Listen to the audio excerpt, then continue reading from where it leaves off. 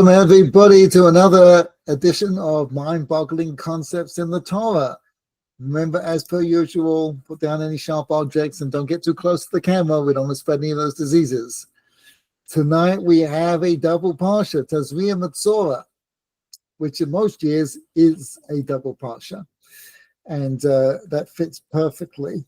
And we've got some great concepts to talk about. Welcome to our regular victims who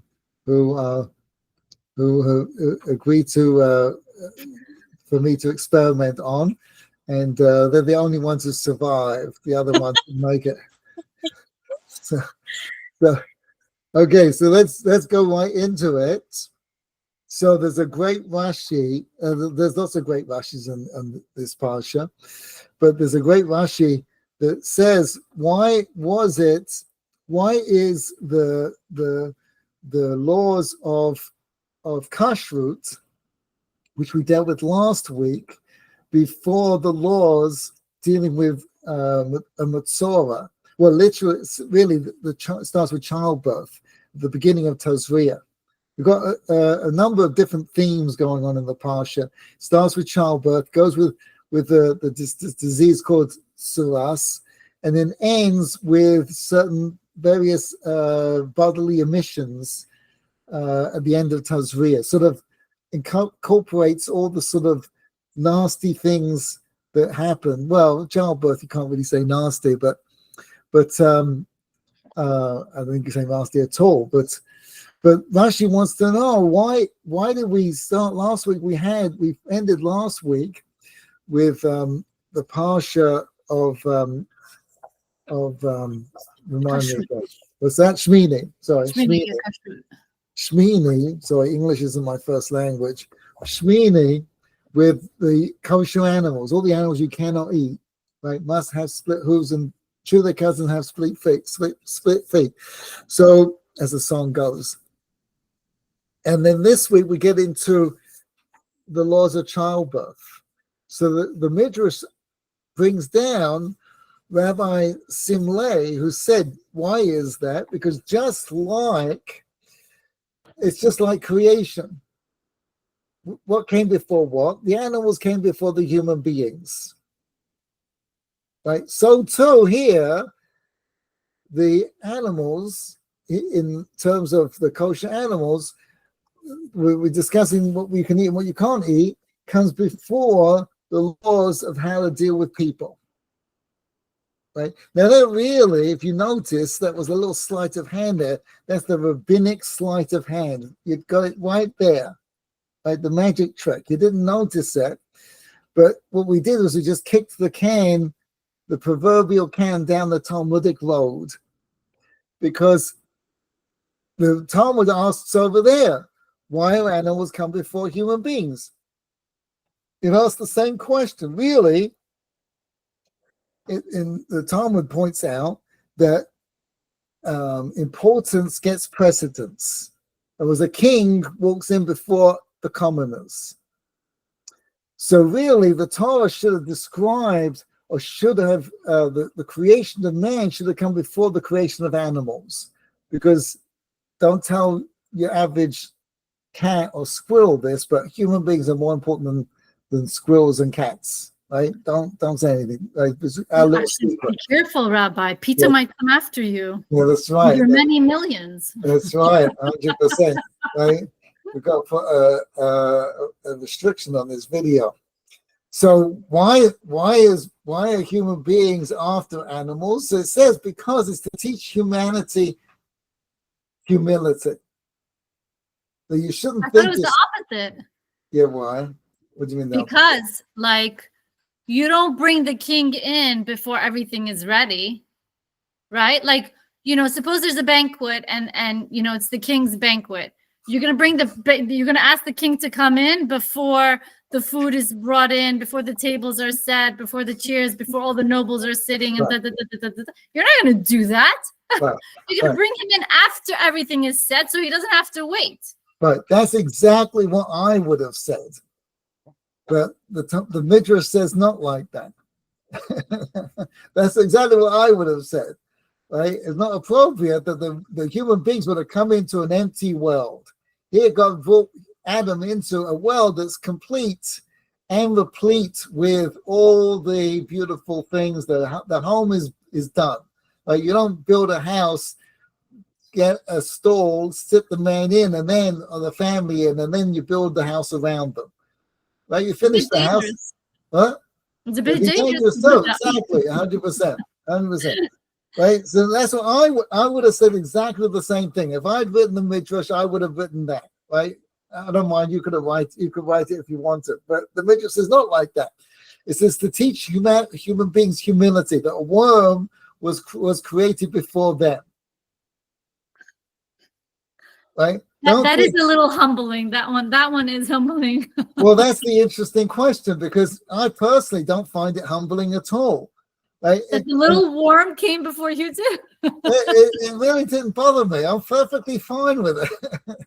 So then how does it teach humility? Exactly. Maybe it teaches, well, it depends on how you define humility. If you define humility as great responsibility, then it does make sense, because the whole world is already ready for you and you have a responsibility to make sure that you don't destroy that world. I like that answer. That's true. But why specifically a worm? Oh, they use that. The rabbis use that as the example. Right. And the second problem we're going to have is, okay, so if the animals came before human beings to give humility, and it's because a worm was created before you, then how does that help with kashrut? Like, how does that give you humility? So the same answer should apply. That's interesting that you're connecting those two. So you're saying that the answer to these two have a similar answer? Right, it's not similar, it's the same answer. The same answer. So let's think this through. Maybe we'll hit upon the right answer. Okay. So when it comes to kashrut, you have to be very careful with what you're doing and your preparation of the food, etc. And it's also a somewhat humbling experience, because like you're involved in the process from shechting the animal to salting the animal to cutting it up to making a recipe to cooking it, like it's a process. You're going through a process, and maybe that's what the whole of creation was about, is that life is a process, and there is a process before human beings show up. I don't know, I'm just making things up. Sometimes it works. It's like throwing a dart, you know? I understand. There's a process, so therefore, how does that? So therefore, how does that bring one to humility? Yeah, that's I'm having a problem with that one. You know, to be honest, it's very humbling just having to eat. Because really, if we're divine, why should we have to eat? Oh, that's a very good question. Frankly, I'm tired of eating. Well, it depends what's for dinner. It's a process, I tell you.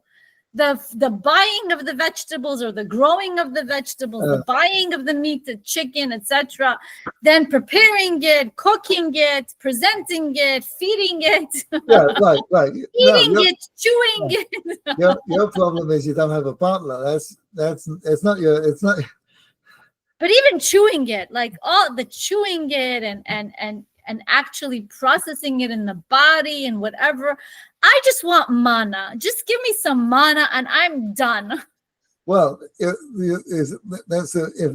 assuming the process of rewriting my book, but I talk about that we all miss the womb. I miss the womb. Right. It's been a long time since I've been there, but I miss it. We all miss it, right? No chewing. You just sit there in a nice warm goo, and it's like all your problems are taken. Right? We all miss the nutrition you need. Right? All the nutrition you don't have to chew your food. You don't even have to pick it up. Right? We all miss it. But anyway, we digress tremendously here. Right? Remember, that's my occupational hazard. You know, on my tombstone, they're going to write, he digressed. He's buried somewhere else. So, getting back, why is a worm, right, before a human being? Why does that teach you humility? Right? If you ever meet an arrogant person, try it out. Right? Say, don't be such a big shot. Right? A worm was created before you. See how that I works? don't think they would care. Exactly. So how does you say? What does it mean that a worm was created before you to give you humility? I frankly don't get it. Maybe I'm arrogant. God forbid. So you see, it's a fascinating concept. You see, it's not the idea of a worm that was created before you. It's the reality that a worm was created before you. You mean anything that was created before you, and the fact that that is the case is the problem? Is the source of humility, right? It's not the problem. Well, So as an arrogant person, it's a problem. as an arrogant person, right. As an arrogant person, that's a problem. We all have a problem. I think we all have a problem with that. But why is that? You see, part of the reason we're having a problem is the definition of humility. As Rav Nach always used to say, humility is not self-deprecation. It's not putting yourself down. That's not humility. It's recognizing who you are. It's very different, right? In other words, people have arrogance because they don't know who they are. They think there's something else. Right? I'm sure you have this problem in the medical world. Yes. Right? A doctor who doesn't know what he's talking about, right? Or a patient that doesn't know what they're talking about. I'm sure you get that all the time. Right? They don't know who they are. So you see, the creation of the world was such that all the all the things, everything was created. The last thing that was created was a human being. So think of it like an onion, right? Or think of it like a tank. The last thing to go in a tank is the driver, right? Where does the driver sit? In the front. In the spot that's designed for him or her. Right. Right? He doesn't have any other choice. The world was created, and the last thing to put in it was a human being.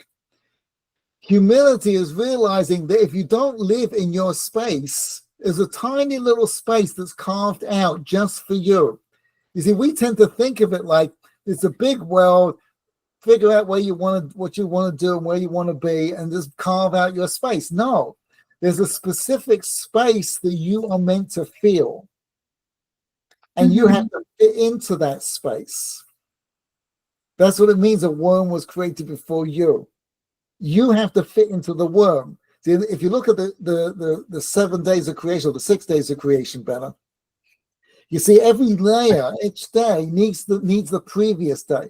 But the previous day doesn't need the latter day. So the bugs need the sun and the moon. But the sun and the moon don't need the bugs. Right? The plants, for the most part, the animals need the plants. The plants don't need the animals.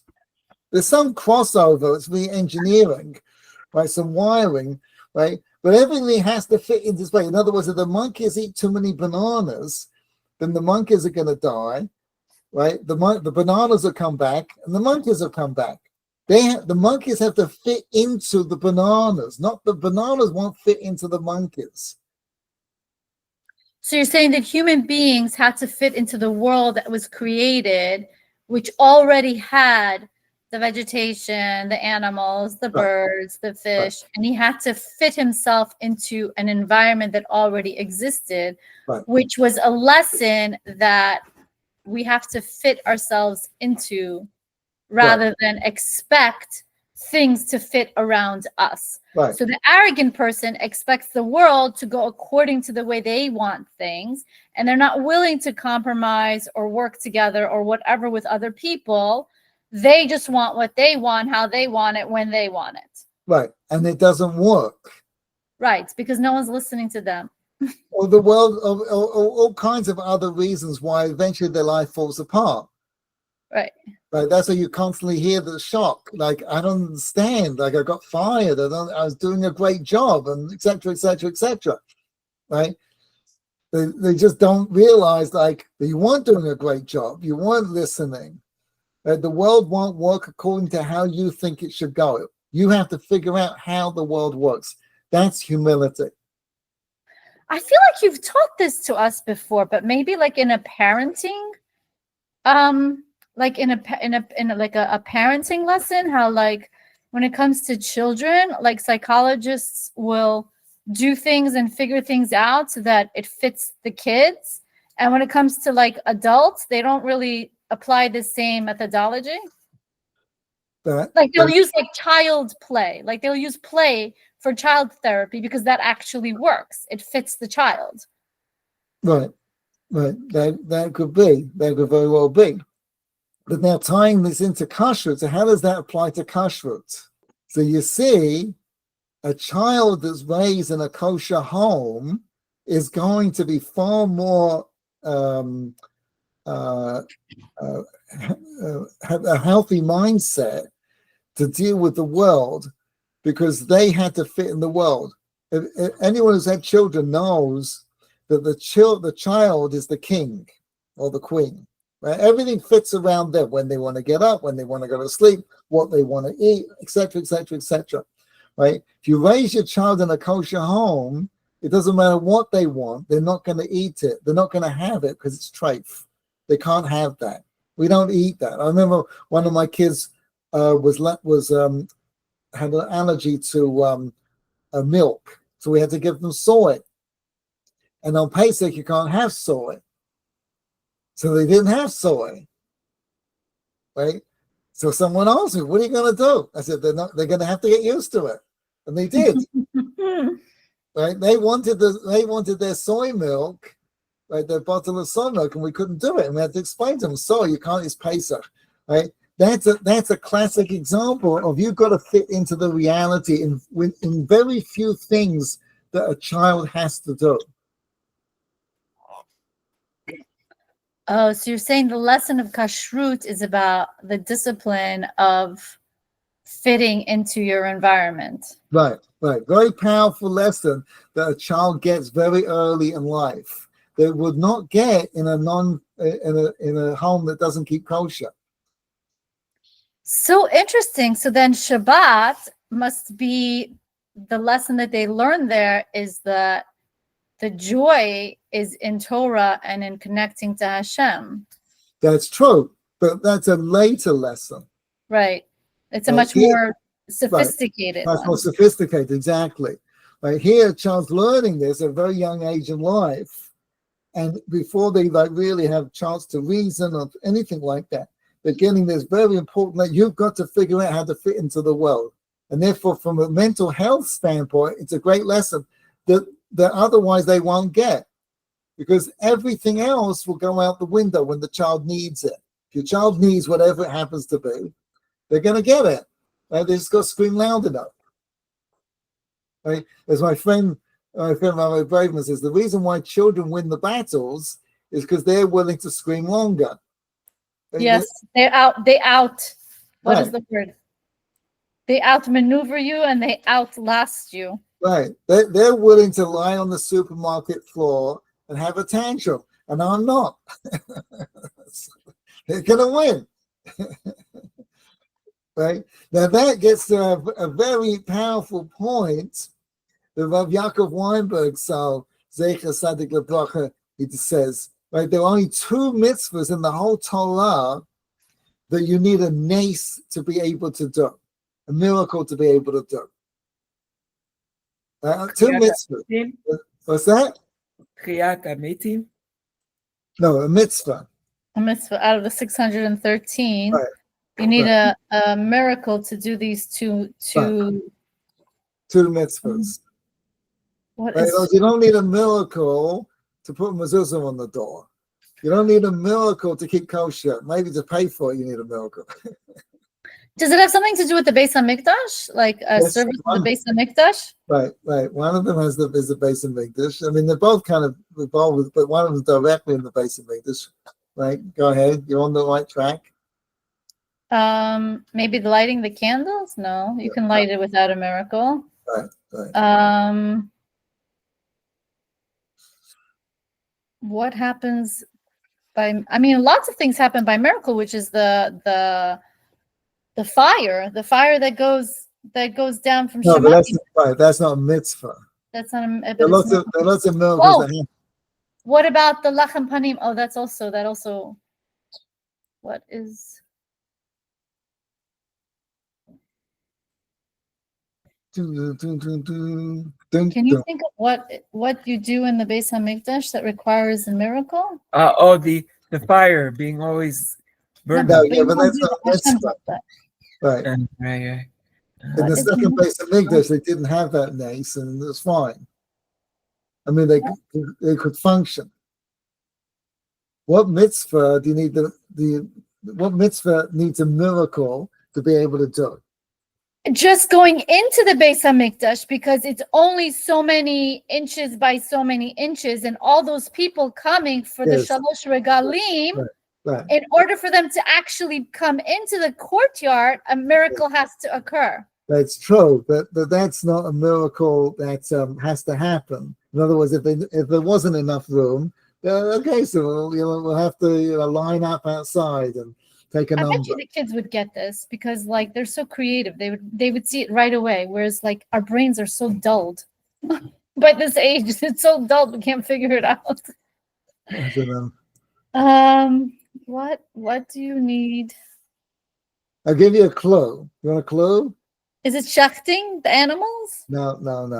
It has to do with. Do you want a clue? Sure, why not? It has to do with marriage. The sota? Oh, ding, ding, ding, ding, ding, ding, ding. You win tonight's star prize. The sota. How is that? How? Because if she's guilty, she blows up. Oh, but I thought don't that know like doing the miracles, just doing not doing the miracle, doing the mitzvah is just doing it, and then Hashem does the rest, just like everything else, like the panim, the lachem, whatever. You make the lachem, and then Hashem makes it last. No, but you don't have to. It doesn't have to last. She has to blow up. Oh, Right, you follow? yes. So Okay, now, so that's the first one. what's the second one? Does the second one also has to do with the Beis Hamikdash? Yes, well, somewhat, not exactly. Not directly related, indirectly related. Yeah. Does it have anything to do with like the first fruits? No. It has to do with this week's Parsha. Has to do. Oh, Tzara. So us, right? Very good. Yeah. Right. So now, Rav Yaakov says, right? So you don't need a nace to shake a lulav. You don't need a nace to keep Shabbos. You don't need a nace to keep kosher. You don't need a nace to learn Torah. So why do you need a nace? Because they're so difficult to do. What is difficult about the sota that you need? Oh, okay. So see, this leads us to, this is way off topic, but it leads us to a fascinating idea, right? The Talmud said, now, you see, let's suppose you have a neighbor, or not you, but someone has a neighbor who's a little shady, and you suspect them of being a serial murderer. Ouch. Right? You follow? Right? You bring them to the temple, you give them a glass of water, and what happens? Nothing. Right? Why for a sota does the Torah say, bring her to the temple, drink the water, and she blows up? Because marriage is the bedrock of society, of community. And if that's rotten and it can't be fixed or that's all out. But having serial murderers in town is not exactly one of my favorite things either. But for that, the Torah has no remedy. If you don't have two witnesses, you're done. You're stuck. There's nothing you can do. It must mean that Hashem is telling you that the relationship between husband and wife is more important than dealing with murderers. I wouldn't say that, because there are lots of things that are important. Kiddush Hashem was important. Chilul Hashem is very important, but there are no nisim applying to any of these. Why not, though? Because I remember reading something in the Nesivos Shalom that said, I can't remember the details. I'm sure one of my kids would be able to like rattle it off. But it was something like when a husband and wife merit it, the Shekhinah is between them or amongst them or Yes, some. it's a Gemara, right. Right. So if that's the case, then it's critical that this relationship stays intact if the woman is innocent, because we're talking about the Shekhinah here. Oh, now you're on the right track. Very good. So the Talmud says that when it became prevalent that women were blowing up, the rabbis banned the process. Now that's very strange, because you'd think, well, this is great, catching all these wayward women. It's just what we want to do. No, because Right. if you see more of something, you get more of it. Well, okay, that may be true. But why is it they banned it? Because the whole point was not about catching guilt. It's what you were saying. It was about trying to keep the Shekhinah with the married couple. That's right. And how do you do that? By reinstating the trust that was broken. Right. With who? The trust between husband and wife, and then the trust between them and God. Well, not between husband and wife, specifically with the husband. See, she knows she was innocent. Oh, and he doesn't. And so therefore, right, you're doing it to prove her innocence so that he can 100% trust her. Right.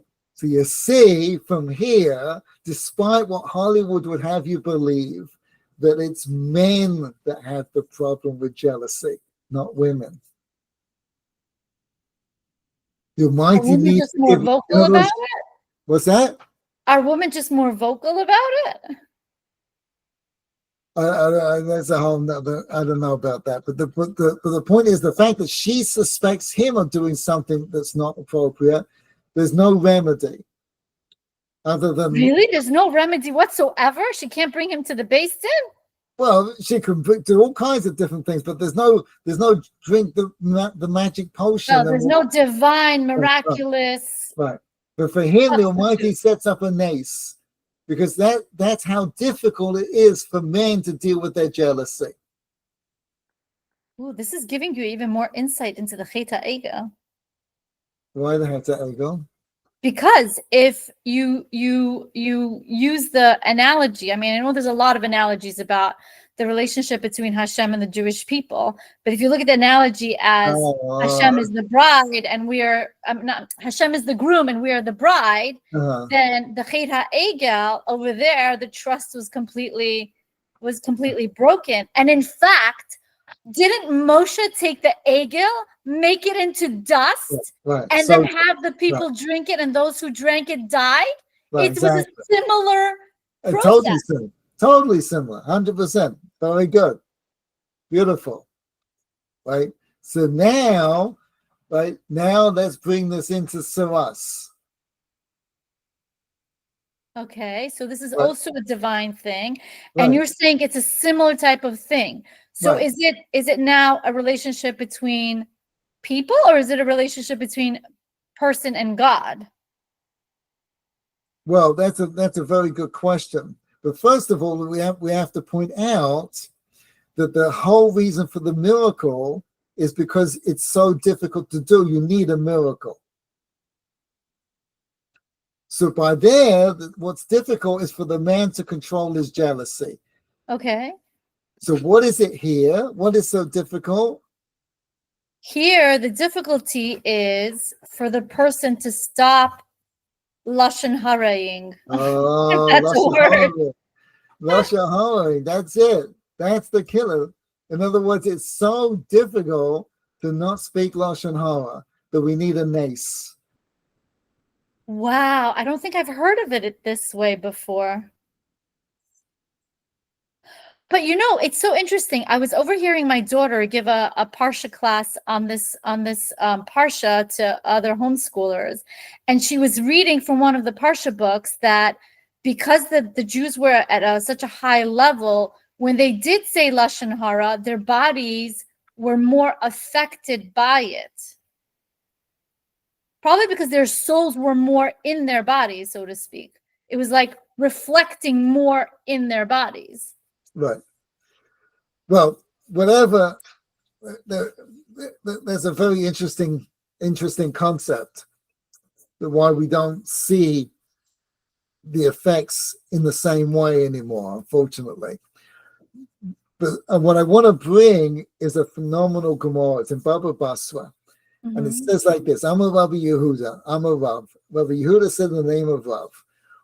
Most people transgress Rav Begazel. Most people transgress the stealing. Miut ba'arios, and a few in illicit relations. Bahakol b'lashon hara, but everybody speaks lashon hara. So the Gemara says, b'lashon hara salkadaita. You're really telling us that everybody speaks lashon hara? I mean, everybody? Like you, me, everybody? So the Gemara answers, no. Avek lashon hara, the dust of lashon hara. So, for those of us who may not be clear, avek lashon hara, the dust of lashon hara, is not 100% lashon hara, but it's sort of like an implication that leads to someone thinking lashon hara. Right. It's like that tie looks very good on somebody else. Right. You used to be able to wear a suit like that. So you're saying that back then, when in the time of the Mishkan, the Beis HaMikdash, etc., when the divine presence was amongst us, what really was happening was the dust of lashon hara that they were getting caught into? No. Saras is it's not just lashon hara; it's the whole gamut, which is what we want to get into. Is what the Metzora Hashem is talking about. The Metzora Hashem makes this point because we've got a lot of a big movement today in the last 20 years or so about dealing with the whole lashon hara campaign, and it's phenomenal, totally meaningful. It's changed the Jewish people. It's phenomenal. But what they miss is this concept that the Metzora Hashem brings down. Because when you have something that everybody does, then how can you possibly be responsible for it? Right? So first of all, we've got to understand why is this the case, and what is avik lashon hara? What is the dust of lashon hara? That's what we got to understand, right? Yvonne? Yes. So what's the dust of lashon hara? So let me explain, right? Let's say you know my good friend Joe, or our good friend Joe, right? You follow? And I come into the meeting or this class and go, oh, you're not going to believe this, but Joe, and we're all good friends with Joe. Joe just bought a 200-foot yacht, right? And he took me on a trip to the Bahamas in it. It was amazing, right? You follow? Yes. That's avek lashon hara. Because he didn't invite me. How dare you, Joe? That's it. That's it. That's avek lashon hara. You follow? Now, why didn't he invite you? Because I couldn't make it. I'm too busy homeschooling. I don't know. Why didn't he invite me? Because he doesn't like you enough. Oh, Joe, that's not nice. That's that exactly. That's avik lashon hara. What's the lashon hara? The lashon hara is I'm telling you. I don't mean to tell you, but I can't help but tell you.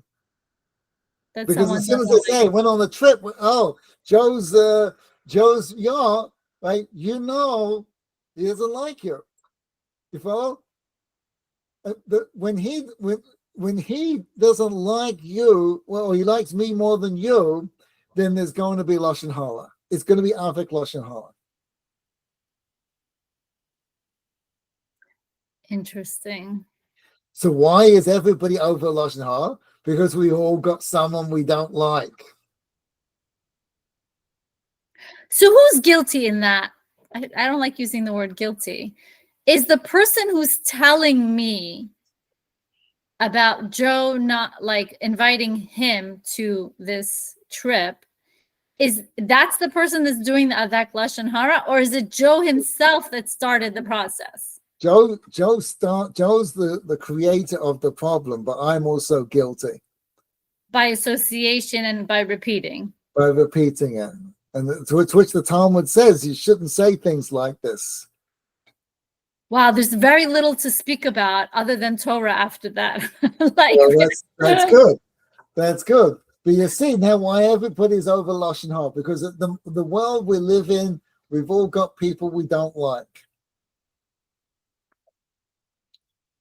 You get a yacht, make sure you invite everybody. oh, don't make anyone feel left out, Right, because then they're going to feel like you don't like them, and etc., etc. But, this begs the question, sometimes you run across people that are not healthy to be around anymore. Like, you've tried to help them, and their negativity, their darkness is starting to pull you down with them. So 100%. it's not a question of not liking them. It's a question of just survival. Yes, 100%. Right. This is the modern world since the Churban. This is the world we live in, 100%. But we've all got, for good reason, even for good reasons, why there are people in this world we don't want to associate with and don't want anything to do with, right? But nevertheless, right, to say anything nasty about them would be Lashon Hara, and to put them, to make it sound, to make it clear that we don't like them is Avik Lashon Hara. Wait, could you repeat that last part? To say anything bad about them would be Lashon Hara, right? And to let it be known that we don't like them by insinuation is Avik Lashon Hara. It's the dust of Lashon Hara. And that I'm guilty with too. It's right now. This is going to tie into something we're going to be discussing in a few weeks, Parshas Kedoshim, which I'm not going to get into that much now, but it's a famous pasuk of Ahavta l're'echa kamocha. Why do you love your kids? Because you don't have any resentments or any grudges or any plans for revenge. That's right. Don't have resentments. Resentments stop you from loving people. In other words, our natural state is to love people. We just create resentments. So my follow-up question is going to have to be, what is my responsibility once I hear someone tell me, you know what, Joe invited me, and then by realization, I realize, oh, Joe doesn't like me, and that's why he didn't invite me. Like, what is my responsibility at that point? That's a great question. I didn't think about that question. That's a very good question. Because, I was in this situation where for some reason, I don't know why the person did this, but they would say things like, someone that they know said such and such about me. And I was like thinking, why would you share that? Yeah. Like, why are you sharing this? Right. Are you trying to make sure that I don't have a positive perspective on this person? Yeah. Are you like, what is the reason behind it? So I decided to go the other way. I said, you know what? I'm going to make sure that when this person comes into my home, they're going to feel extra welcomed. Very nice. Beautiful. And then the other person that they talked about, I said, you know what? I'm going to defend this person, even if I don't agree with what I hear about this person. Right. My sister, I'll tell you a story about my sister. So my sister had a person in her life like that. And she heard about her. I can't say more information. She heard about her, that this person, it was a member in the family that she never had. She always wanted a surprise birthday. Right? So she waited and waited and waited, and at the right moment, she gave her a surprise birthday, right? Mm-hmm. Up until that point, my sister was enemy number one. After that point, my sister was determined to be to be in her good books. After that point, if you said a nasty word about my sister's person, you'd be in big trouble. My sister became a saint. She walked on water in the eyes of this person. Right? You gotta look for the moments where you can get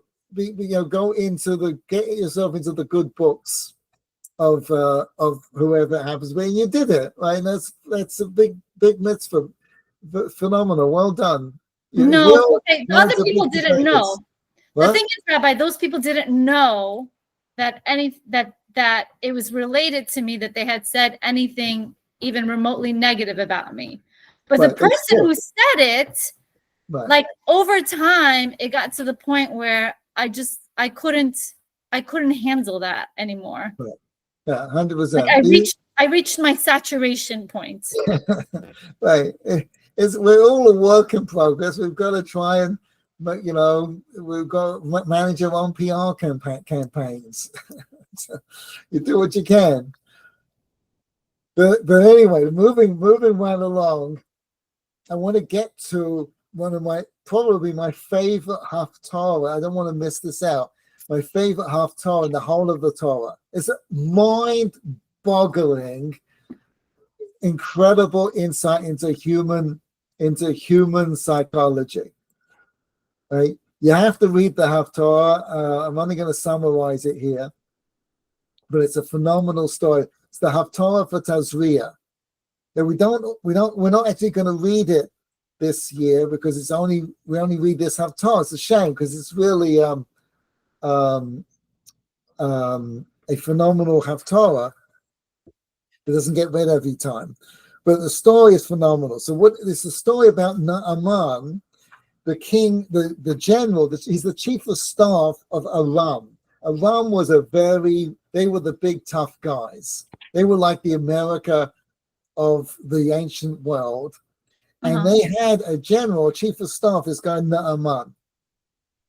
And he was scary as anything. And he becomes a Metzora. He gets this disease, Siras. Right? It applied to non-Jews, really? No, it doesn't apply to non-Jews. That's why I asked you this question. So he said he didn't have really Siras, but he had it was a nace, but he had to carry out what we're going to discuss the story. But he had what looked like Siras. For all practical purposes, that's what it was. So he had a maid, a Jewish maid, and she told him that if you want to get cured, go to the Navi, and he will cure you. This is a disease that Jews are good at, know what to do, right? You follow? Mm-hmm. So he goes. So this is not. You can't just do this, right? This is sort of like the chief of staff of what would it be like of Iran, right? Going to a hospital in America. This doesn't happen, right? Well, they were on not good terms. So he goes to the king of Aram and he says, "Listen, I got this disease. I really need to go to the Jews to get cured, and we're not on great terms with them. Can you make it happen?" So the king of Aram sends a letter to the king of the Jews, whose name was Yerovam. So he must have really liked Naaman, his general. Oh, yeah. Well, he's his main guy. This is the guy that wins all the battles. Okay. Right? So he sends a letter, right? We saying, my chief of staff, Naaman, is disease. Can you help me out?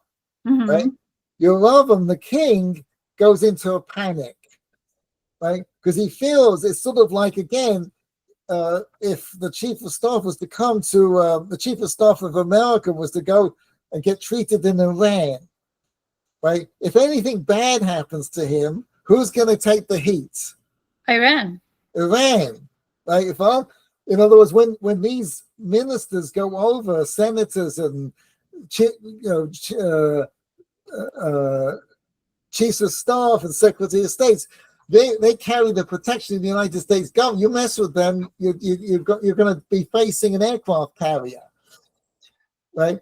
So the king of the Jews, he feels this is going to be a setup. You want me to treat this guy Naaman who's got this disease that's going to kill him? He's on his way out, and they're going to use it. He's going to die, and they're going to accuse me of all kinds of things, right? So you follow? So Elisha the Navi, he hears about it, and he sends a letter.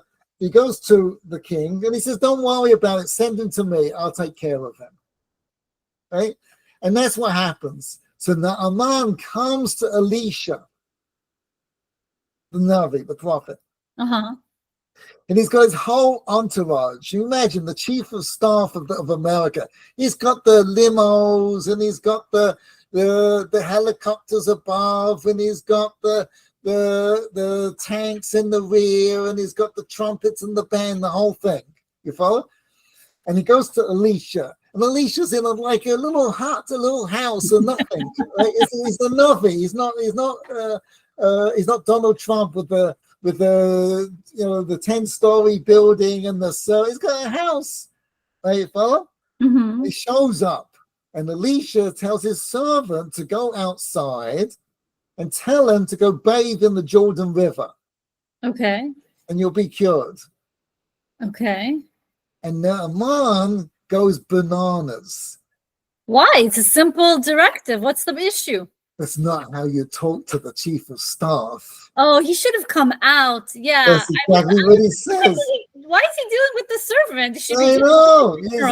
What am I, chopped liver? You don't even come out to greet me? Nothing? Right? No entourage, no spectacular file. This is what he says. You have to read it. No spectacular dancing and prancing and nothing that just dunk in the river, the Jordan River, like you think I'm like a simpleton, right? The Jordan River is a nice river, but it doesn't compare to the Euphrates and the other great rivers that Aram had. Like it's just like this. I need this river like a hole in the head, and he marches off in total disgust. So his servants come to him, Naaman's servants, and goes, "Listen, what are you going to go crazy for? Like, if he had told you, cut off your pinky, you would have done it." Right. Right?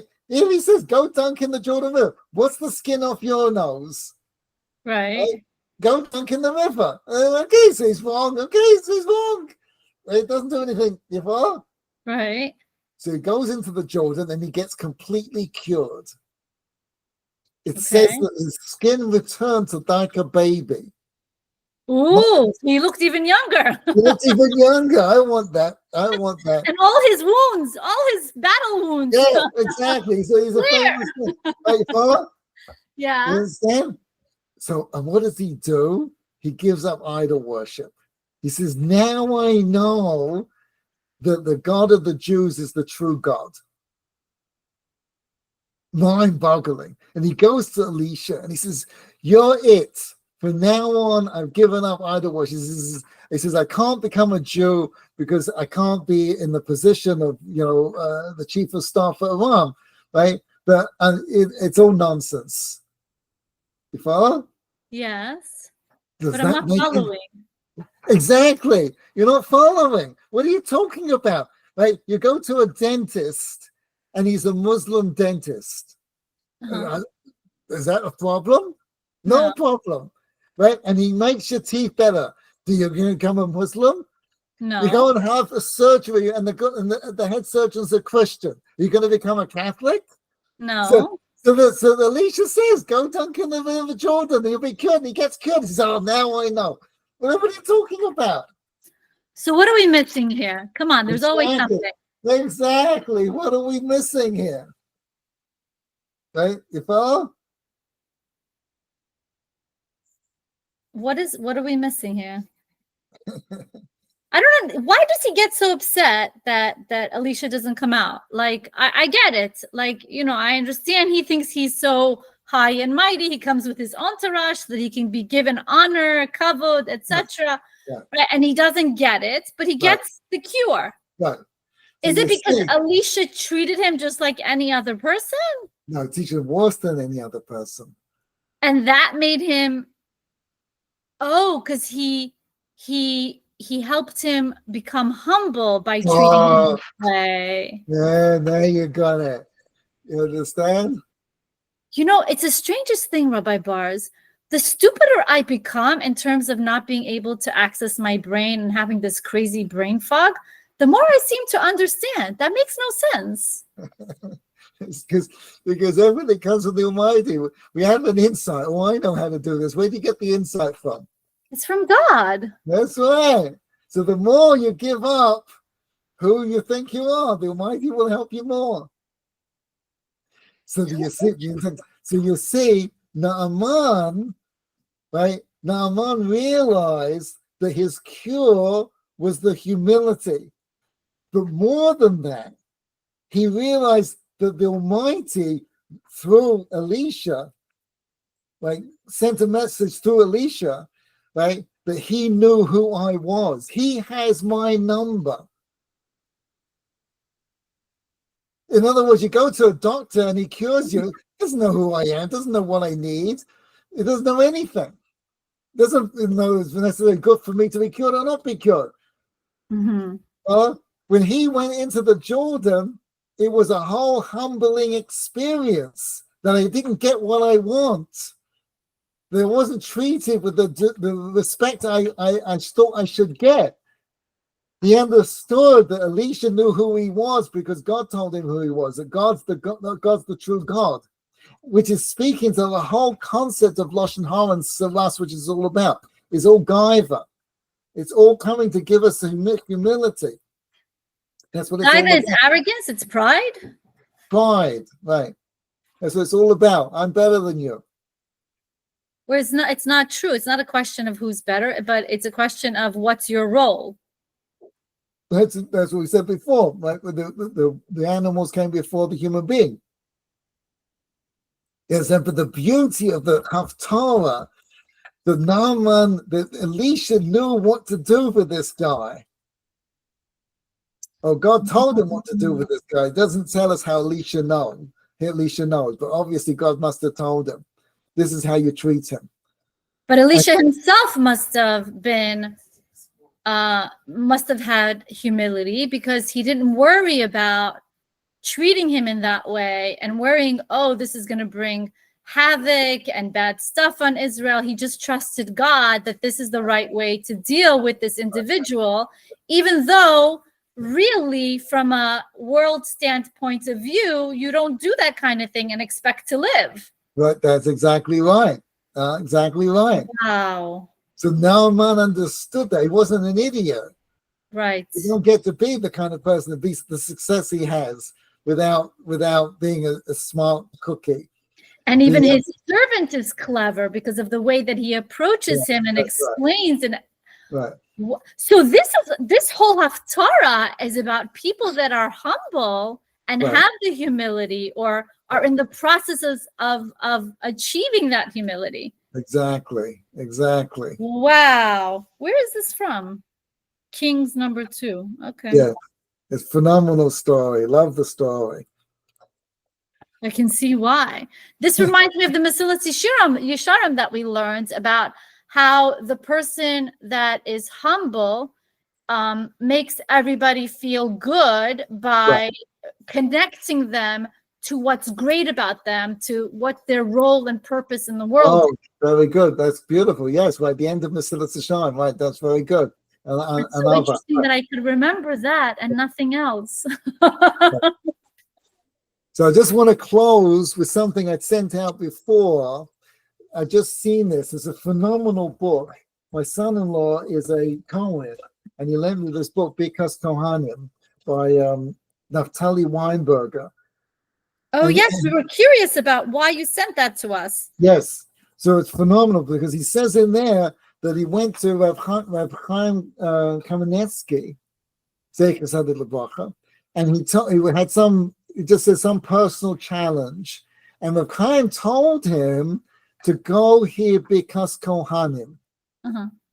Now, Rav Chaim, Naftali lives in America, and he comes from a long line of European Ashkenazi Jews and Hasidic rabbis and everything, and in a borough park in Brooklyn, right? And the idea of going to a Sephardic minyan, why go? Because the Sephardim have Birkas Kohanim every morning, whereas the Ashkenazis only do it on Yom Tov. So he said to Rav Chaim, he says, how often should I go? She says, twice a week. And that's a big deal to be able to do it. Obviously, Rav Chaim felt it was totally worth it. But we wouldn't tell him to go sit in a minyan that's, a Sephardi minyan. Right? And so how does this apply to this week's Parsha? Because this week's Parsha is Saras. Now, if God forbid somebody has Saras, right, either comes out on their house, their clothes, or their person, their body, they get this disease. And their next door neighbor is the Gadol Hador, the Talmud Chacham, right, triple times. And he looks at it, the Talmud Chacham looks at it, and the Talmud can see it's Saras. It's 100% Saras, disease 100%. Is he Tameh? Is he impure? Absolutely not. The Talmud Chacham stands on the roof and he says with a loudspeaker, don't go to this house, don't go to this person, he's got Saras. Means absolutely babkas, nothing, not a sausage. Right? Because it has to be by the Kohen. What's that? Because it has to be by the Kohen. It has to be a Kohen. So the only Kohen in the village, in the whole town, is a 6-year-old boy who doesn't know an aleph from a base. Right? He's a cute boy, but he doesn't know. You understand?